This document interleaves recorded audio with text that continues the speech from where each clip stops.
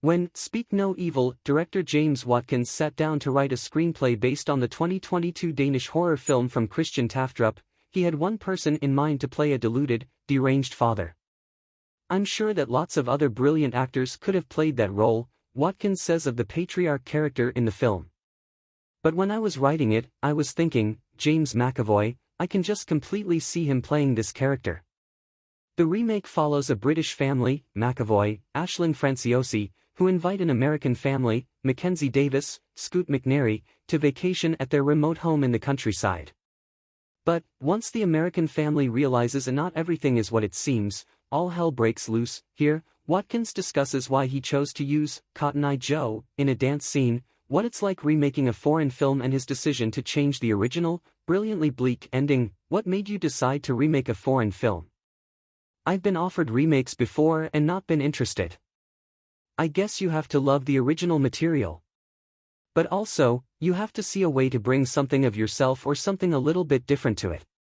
Otherwise, it doesn't seem to me any point in remaking exactly the same movie, because the movie exists and it's good, and people can see it.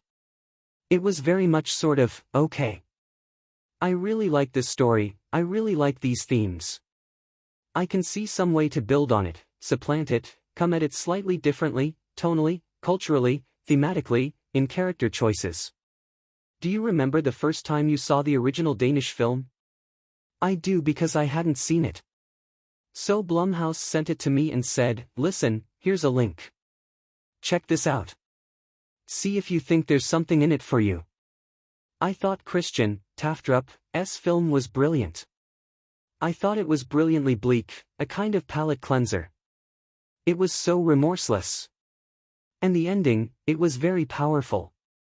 I made a film a long time ago called Eden Lake, which has a similarly bleak and remorseless ending.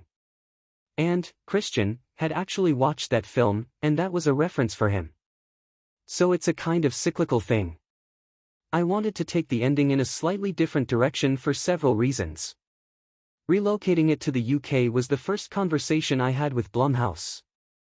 I said, listen, if I can make it in the UK, I think I can make it real. There's characters there that I can know, and it won't just be generic. But then I wanted these Americans.